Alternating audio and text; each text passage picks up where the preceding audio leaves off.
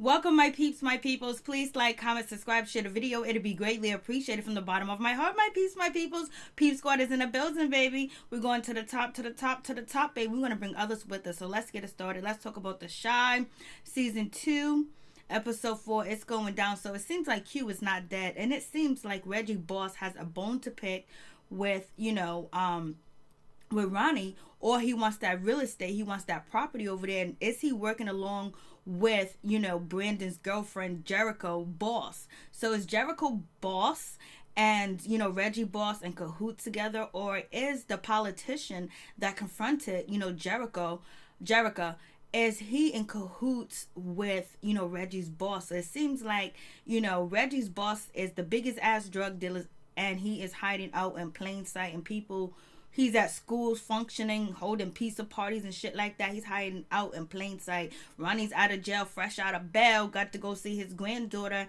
And then damn, Tracy's doing real bad. Tracy looks like she's on that shit, but she's not. She's just stuck in deep depression. So let's get it popping. Let's get it crack-lacking. So, the kids are getting ready to go to school. And then on top of that, it's picture day. You remember picture day? Picture day was a shit. I remember my mom doing my hair, had to be all perfect. And then, the person that's taking the pictures always take the most messed up picture, and you can never get a retake or nothing. But today, they don't use picture companies like that anymore. We got cell phones. You can go online and see the yearbook. So it is what it is. So let's get it popping. So, they don't know what to do about picture day, what to wear. But we see that Jake, he wants to gangbang. He wants to show that he's a gangster, and Papa got a big idea because he's gonna be the notorious B.I.G. We got Kevin. He really don't give a shit, and he don't understand why everybody else does. Like, it's not a big deal to him taking a picture. It's nothing to him. He got so much on his plate. You know what I mean? He's in counseling. He was supposed to testify, didn't testify, and Ronnie's out here on the street. So he got a little situation going on. He don't know what's good. So they're talking about what they're going to wear and all this other stuff. And you got Jake repping the gang shit.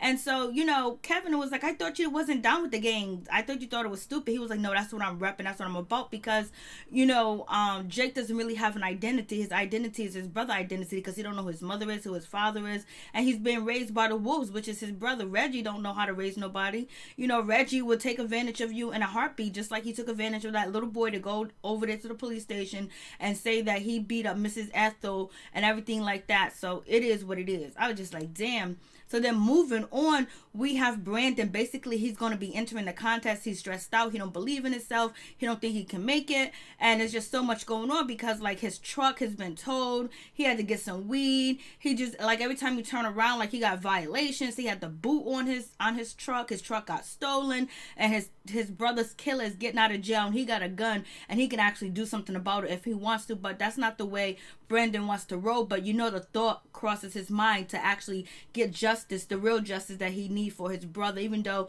he's not about that life. And Jericho, she's basically trying to get the shit together for her boss and sell them condos and do, the prepping and staging the units and basic and shit like that. So she's caught up in her life. So it seems like, they might end up finding other people, but the opposites do attract, but they're really on different paths, but they're both on the path to make it. And Jericho got a lot of more opportunity than Brandon does, because if she was actually running a food truck, she would have had it all designed and put together. And then we got Detective Tucson.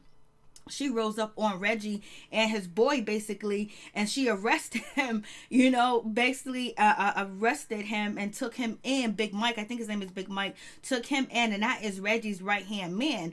And so, Detective Tucson was like, if you want to get your lieutenant back, let me know who beat up the old lady Ethel.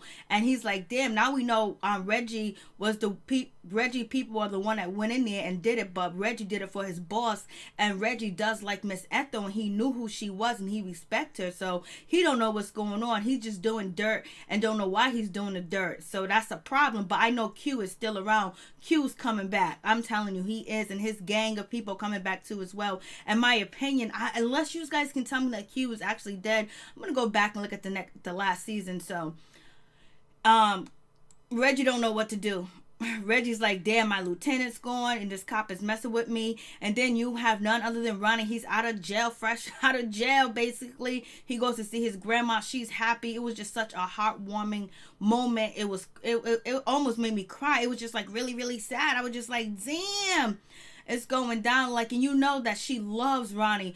You know, if it wasn't for her praising Ronnie, nobody would ever have praised Ronnie at all. She always had his back and he always had her back. But, you know, shit went left. And Ronnie got on the drugs, got on the alcohol, and basically just lost his mind. But he was actually wounded mentally when he went over there to serve, and he came back and he was denied to be in a police station. To be a police officer. So we have this heartwarming. You know, she was just so happy to see her baby. She couldn't believe that he was out. Even though Ronnie did say, you actually get to see the side of someone that actually committed a crime and the details of their life and what they went through. So sometimes you're not as just, you know, hard on, you know, somebody when you get to actually see their background and what they've been through. But Jada was not hearing it. You know, Ronnie thanked her. Ronnie loves her for what she did for, you know, Ethel and everything. But she's still not here for Ronnie. She talks to Ronnie. She's scared of Ronnie. She don't want to be around him. Basically, she lets him know the apartment is still trash. It is still a mess. You need to get there. You need to clean it up or whatever. But he was like, I don't want you to be afraid of me. And, you know, because, you know, Jada, she helped save Ronnie's life or whatever. And she lost her job behind the shit too as well. And then now she's protecting Ethel after Ethel done got her ass beat and robbed and shit like that. That shit was so crazy. But Reggie's boss said that they didn't supposed to beat her up like that. It was supposed to scare her because he didn't want the shit to be in the headlines. So it is what it is. And Jada's not here for Ronnie, but it seemed like they had some type of chemistry. But I think the chemistry was that she was scared of him and she thinks that he's a loser. And because we know Ronnie only got eyes for Tracy, no matter what. Then we got Emmett. He's over here, can't run a restaurant. I thought he was going to do something in this restaurant, actually, you know, toting his business skills and his hustling shit skills or whatever. No, he didn't. He burned down a damn place. He done threw water on a grease fire. Everybody knows you don't throw water. You throw powder. You throw flour. Sometimes cornmeal. But you don't throw water and then boom, the fucking place is closed down. I'm like, damn, Emmett, but this wasn't your calling because it wasn't what you really wanted to do. And, you know, it's not your hustle. If Emmett has a hustle, he's really good at it until somebody robs him. Just like Brandon got a good hustle, but everything be coming against him. So I'm really glad that Brandon and Emmett are going to hook up. So that is good thing. So we have, you know, Ronnie. He's going back to the crib. He's cleaning up and everything. And he sees his liquor and he pours it out. I was like, thank you, Ronnie, for pouring it out. You need to do something. You need to change your life and get right. Get right. Like, you got a second chance. You killed that young boy, you know, Coogie, and he didn't have nothing to do with your son's death, and you end up getting out of jail. That shit really don't happen in real life like that, especially if you black, broke, and poor. So Ronnie's liquor done got him out of jail, but therefore he's not drinking any more liquor right now for the time being. So he sees all these little, you know, bottles of liquor, and he decides not to take it. So that's cool. I'm glad he did not take it. Thank God. And then we got Jericho, she's basically at her job, and then here comes the politician talking about there's no affordable housing. Basically, he's trying to get in where he fits in so he can get some grants and some money. He don't really care about the poor, but you know what? He wants to stick his hand in somebody else's cookie jar, even though he got a good point, but we know he's crooked. And basically, he's trying to guilt Jerica into, you know, seeing things his way, but this is her first job, her first position, and basically she's going to have to sell some of her principles that she, you know, believe in helping the poor, helping the weak, and having affordable housing and not gentrification of the neighborhood. But right now she really wants this gig, she really wants this job, so she's gonna have to sell some of her morals. That's the difference between her and Brandon is never going to sell his morals unless it has to do with, you know, defending his family as somebody that he loves. And so basically he's trying to punk her. And so here comes, you know, Jericho's boss. She was like, I ain't trying to hear that. I don't know what he's talking about. Like, he better get to getting. Basically, she thinks he got his hand out. And then on top of that, I couldn't believe Jericho boss called the people out there protesting terrorists. Like, yo, they be doing some wild shit. So we got Jason and we have Papa and we have Kevin. They together. And then this is, you know, the boys throwing up the middle finger are actually, you know, Jake's enemies, his brother's enemies. They're from a different side, from a different gang, and basically they got problems. They had problems last year, but now they got problems. And these young boys said that they know what Reggie did, and it have to do with the home invasion or killing somebody too as well. Is it the home invasion or killing Trice or whatever else that they done concocted and did? And so, but basically, you know, Jake is wide open. If his enemies know that, you know, Reggie's little brother goes to this school, they can pick him up and snatch him up. So, is Jake going to be in danger? It seems like Jake is in in danger, and it's gonna be a problem because he's easy, like, to get access to. So that's the situation that I'm just like, damn. And they're talking about picture day, and basically the teacher is saying, like, listen, you mother efforts better not come in here with no accessories, don't come in here with no crazy shit, you will get expelled, especially if you're doing the gang stuff. And the teacher's really looking at Jake like, you better not bring that gang shit. And Jake's heart is on banging in his pictures on his on picture day for the yearbook or whatever. So they're trying to warn him, like, yo, if you bang on picture day, you're gonna get expelled. But the other kids probably could bang, but he can't because the teacher has his eye on him. So it is what it is with that situation. And then we have none other than Emmett. He lost his job because the place is on fire. He goes to see Tiffany. He begs Tiffany to not give him child support, not to put him on child support, take him off, and he's going to be having money regularly, study coming into her and things like that. So we're going to see how that situation pans out. And it seems like Tiffany says she'll think about it. And she's actually letting, Emmett see his son too as well. She never put him on child support before, but he called DCYF and he was acting all crazy and shit. So she's thinking about taking him off, and he does give her money. And they realize that, their relationship ain't going to go nowhere. But, the problems that they had was just sex. I mean, they didn't have problems when it came to having sex. They had problems when it came to, Emmett, stepping up to be a man. But he's following his father's footstep when his father was younger, and that's being a deadbeat dad. And so then we have Reggie out here looking at his boys fighting, and there's a big, doopy one. Basically, Reggie was like, what's your size? And he goes on 14 or 15, something like that. And basically he doesn't know the difference between age, size and age. He thinks they're both the same thing. He can't fight. Reggie's telling the big old boy, oh, okay, you know what? I need you to sit there and I need you to learn, get right with them hands or whatever. Let me see what's good with them hands, because you 255, something like that or whatever. I might need you as muscle because Lieutenant Mike is gone. And so, Jake is feeling a certain type of way. He's feeling jealous about the situation. He wants to be the next one up in line because he idolized his brother. But his brother goes, I need you to go to school. I know this picture day you've been hiding shit. You better go to school. I don't need DCYF. I don't need no caseworkers. I don't need no bullshit coming around. I got enough effing problems. And basically I need you to go to school and study, because when somebody asks you your size, you don't tell them your age. I need you to know the difference. I need you to be smart. So basically Reggie's trying his best. But he knows that and so now, Jake can't go and bang, because Jake was going to go bang in the pitch and get expelled. But Reggie said, you do that, it's going to be a problem. Then we got Emmett. He runs over there to none other than Brandon, try to broker a deal. Like, you can put the truck in front of, Sonny's, whatever. We go 50-50, 40-30, we do something like that or whatever. And Brandon was like, nah, I ain't trying to hear that shit. I ain't trying to hear it. And then we have, Kevin, he goes over there to see Maisha. And Maisha's mad smart. She's already applying for college. She's trying to be in every program and activity. That way she can put it on her college application once she gets to high school, to show from middle school to high school that, that she was involved in all types of activities. She's getting ready for picture day. And I was like, damn, the kids ain't there. And it's like she's stuck at home babysitting and watching kids, actually being a mother. She's being prepared to be a house broke mother, but she has an idea. She has a plan that she's going to go to college and she's going to escape the hell. And that's what keeps a lot of kids through, is having a dream. At least she has a dream. A lot of kids that be living this trife life and raised and impoverished, sometimes they don't have dreams. But we see that Jerica has a dream. We see that Brandon has a dream. So it is what it is. And so basically Kevin was like, you look cute like this, and she's feeling it. And I think Kevin is starting to get sweet on her. I think Kevin really feels sorry for her life circumstances, and his life is totally different.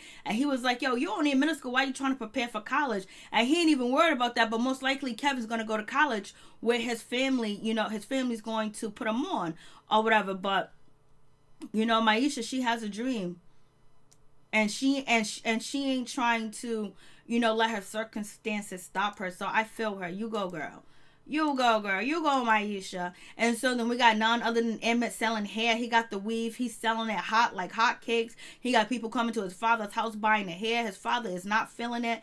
And then on top of that, his father was like, you need to pay rent. Like, you've been over here living like a little kid. I don't know what your mama did with you over there, but you're going to need to kick in. You don't gonna need to pay rent, the light bills. But damn, he got to pay rent or something, but he's supposed to because he's an adult. But shit, you haven't been around and you was only paying child support. You haven't visited him. You haven't did shit shit with him. But anyways, he took two bundles and was gonna go give it to his girlfriend and shit like that. And he was like, you can't be having strange men coming in and up out of this house. You know what I'm saying? Like, and you eat a lot, boy. You gotta pay the light bill. And then we got poor Brandon. He's studying, trying to prepare for this contest. He entered the contest. He's in there, but basically he can't sleep. His boy Louis, basically went back to working somewhere else. Really, you know, he's down for him, but really not. And so he need a hustler like, you know, Emmett. So he falls asleep, almost getting into an accident, almost hurt himself. He could have wrecked his truck. Anything could happen. He could have got killed. He could have been handicapped. Anything could have happened. He better wake up. Brandon be doing the most, but he be going through the most too as well. And so then we have, you know, Kevin. He's getting ready for picture day. His sister's trying to help him get dressed. Keisha and whatever. She looks all pretty too. And basically she's letting Kevin know that she's going to go see daddy. And Kevin is not really feeling that. He don't have a relationship with his father, and that relationship is strained because his father makes broken promises. So they all do have an issue with fathers and having a someone to look after them. Only person that really has a father is actually that has a father that's in his life is Papa, for the most part. And so then we get Ronnie. He goes to see Tracy. Tracy house is trash.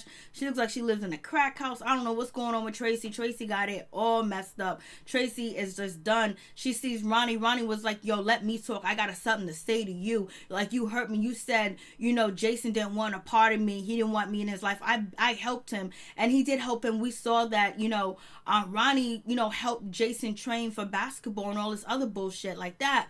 And so he was like, I know you was lying. And Tracy just broke down and she started crying in Ronnie's arms. And he was like, yo, you still going to meetings? Are you still going to the group? She was like, nah, the group I was going to, it makes me hurt even more. It makes me cry. It makes everything just so much. She was just like, every time, you know, we're going to the meetings, it'll just make me more depressed. Ronnie wants to clean up the house, help her out or whatever. And he's glad to be back in her presence. And he's glad to be sober back in her presence too as well. So that's cool. So we got that situation. I was just like, damn, Tracy is tore up from the flow up, baby. And basically she lets Ronnie know that the granddaughter is born, Jason's daughter, but she doesn't want to go see the baby because if she sees the baby, it makes it real that Jason is actually dead. I was just like, damn, they're going through their own trials and tribulation, just like Coogie family. The mother, you know, Laverne, she done disappeared, and look what Brandon's going through, writing letters and everything. So Brandon hooks up with Emmett, and basically he was like, yo, you want to borrow the truck for a while, make some food? And Emmett's out there making taco, chicken, southern taco, chicken, Mexican food all in one, and people ain't trying to hear that or whatever. But Emmett has a plan. He gonna sell hair weave too. He parked the truck at a good location. You got, you know, Papa, he was looking like Notorious B.I.G. You have Kevin dressed up, and you know, they're all dressed up. They're just chilling, waiting for picture day and waiting for that pizza party. And then we have Emmett's father. He goes to see his mother or whatever, which is Jada. He goes to see Jada, and basically they go back and forth at it. And he was like, I need you to kick in. I need you to kick some child support my way or whatever. And he was like, yo, it's your fault that, you know, Emmett's the way he is, because he is like, instead of him being your son, he was like your man. He was like your husband. And we know that do happen. And a lot of communities where you don't have a father around, sometimes the mother treats the son like her husband. But he's wrong too as well, because he could have been there. So they're both to blame too as well, because yeah, she babied Emmett, and she kept him away from the father too as well. She didn't force Emmett on him, and plus she was so hurt by him, but he did change and get better. But so they're both wrong. They both have issues. They're both struggling, and they both, you know, went wrong with Emmett. But Emmett had the better chance with the mom, because she was actually trying to make him do stuff, but he wouldn't do it. And she was like, only thing he picked up from you was out here having babies and all this other stuff. She was like, I ain't giving you shit. You get the F out of my mother effing house. So basically you got an old bitter couple. There used to be a couple that still got hatred for each other, but I think Emmett's mother has more hatred towards him, and he's really cocky to go over there and ask her for that child support when he hasn't been in Emmett's life for 17 years. He got a lot of effing nerve. And then we got Jericho. She's there with her boss, and people out there protesting, and she's canceling appointments. Her boss is calling the black people out there protesting terrorism. They're trying to take their community and build it up when they could have built it up when they were living there too as well. So it's a double-edged sword, because of the police officers and the community came together, you know, and built the community together. But sometimes when you're going through shooting, violence, gang trauma, drug all types of shit. How can you focus on your community? Basically, you're trying to survive and live. So that's another issue. So it is what it is with that situation. And then we have, this is the kid that works for Reggie. Basically, he goes down to the police station, admit that, you know, he beat up Ethel and everything, because he'll be charged as a juvenile and he really won't have to do that much time. But Detective Cruz and Detective Toussaint know he's full of shit and it ain't true, baby. So miss me with the bullshit, you little dumb motherfucker. That's what the cops are saying. He didn't even get the story right. They should have gave him more detail. He said he did it by himself. And so, boom, we get back to the kids that's of a rival gang coming after Jake. They want Jake. When Jake threw that milk at him at the rival kid, and then it was like food fight. I remember having food fights in the lunch cafeteria. The shit was crazy. Once one person throws something, it's on food fight. You can't stop it. And it was food fight, and Papa didn't even get touched by no food. He was dodging all types of shit. Papa's nice. And then we have none other than Brandon sitting over here at this contest. He forgot plates and he needs Jericho to come. She can't because she's with her boss. So basically he cooks up a story. You know, Brandon Johnson got it together. He made up a story that, yo, we eat from the pot. This is family style. Eat out the pot. And he brings up Coogie, and basically that shit came through, and he's going to the second semifinals. So there you go, Brandon. Brandon's been going through a lot, and then Maisha are going through a lot. Maisha, she comes through looking all pretty, looking all good, her hair look good, and Kevin's looking at her like, damn, how can she be happy? How can she be, you know, I think Kevin is looking at her like, how can she be happy with the circumstances she's living in? But then she's still happy, and she showed up with a smile on her face, and he really gets to see the other side of her, that she's a sweet, caring person. She wants to go to college, and she helped raise her brothers and her sisters, and basically so I think he appreciate her much more than he did before, as her just being a bully or just being mean, that she got goals, and no matter what she's going through, she's looking at the sun, you know what I mean? She's following the light, baby.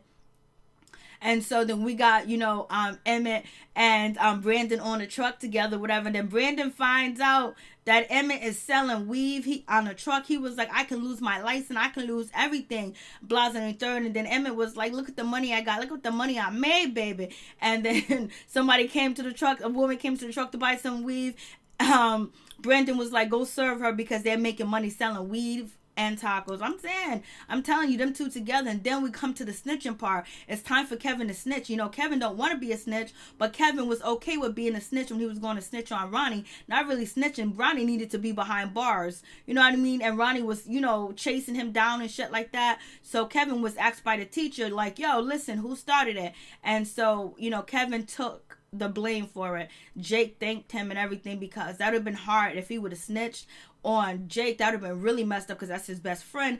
Then on top of that, if he would have said the other boy from the rival gang did it, then he would have beef with them. You know what I mean? Right now it's just Kevin beef. And we finally get Tracy to go see her granddaughter. She kind of happy about it, and she's getting through it. So I think Tracy and Ronnie, if anything, they're gonna be friends. They're gonna be close together. You know, again, I don't know if they're gonna have a relationship, but they're gonna be close. And, you know, it's about time. But Tracy didn't like the baby's mother from Jump Street. So that's another reason why she put off seeing the granddaughter. Because she didn't like her from Jump Street when her son Jason was seeing him. And then here goes the big time kingpin drug dealer of the city, killing and murdering mother suckers and trying to buy property and shit. And he's hosting the pizza party and the picture they shit, like hiding in plain sight, baby. And so then we got Ronnie. He's walking with the grocery, and another mother, she lost her son. She spit right in Ronnie's face. I mean, a clunk of spit. She was like, this is what you get. This is what I feel about you. You're a piece of shit. And she spit it on him. And you know that he does deserve it. But then when you look at his past, you understand where he's coming from. I mean, like, you feel for him too as well. But she cocked and she spit in his motherfucking face. Oh, baby. I was like, oh, she is bad. I was like, and then Brandon and Jericho, basically, they work it out. He tells her that he's going to the semifinals. She got shit together, and they end up doing a nasty, baby. They end up having the sex, but I think their relationship is going to have, you know, some type of, you know, falter or whatever. because, you know, they're on different pages. Then we got Reggie. He meets up with his boss, and his boss was like, yo, I'm not happy with you. I'm not happy with this bullshit that's going on. Ethel's in the, you know, look at the newspaper lines. And so then Reggie looks at the newspaper lines, and he was like, oh shit, this is what we did to that lady Ethel. I didn't know that was Ethel. I knew her since I was a G. And his boss was like, I don't give a fuck about that. We should be making headlines. We shouldn't be doing none of that shit. It's messed up. And basically, like, I don't know what I'm doing. You ain't telling me when we doing, how we doing it. And basically the boss is just like, yo, listen, I done told you it's above your pay grade for you to know what we really doing, what we really got you out here doing. So basically Reg is just a do boy, and he don't know what's going on. You know, Reg ain't gonna stay in that position too long. He ain't gonna stay. You know, Reg might take his boss out with Quincy. And so then his boss is coming through talking about, like, it's on. Your boys are stupid, you know. And then he lets him know that, you know, he had one of his boys go down there and take the rap for Ethel. And so basically right now the boss is like, the shit is on. Let's get ready. This shit is, so it's going to be war. It's going to be war with the other people that he robbed to as well to get that money. Then there's going to be war in the community, because I think that Reggie's boss wants that commercial, he wants the property where Ethel lives at and all this other stuff. And I think Detective Tucson's going to realize that, you know, all this shit, and Detective Cruz, as he owns all that, and I don't know if they're going to ever connect it to Reggie and his boys, that he's a higher up big time kingpin. So we'll see. You guys tell me what you think about the situation. Peace. I'm out. One love to all my peeps and my peoples. I think it's really good that Emmett and Brandon hooked up. Peace. I'm out. One love.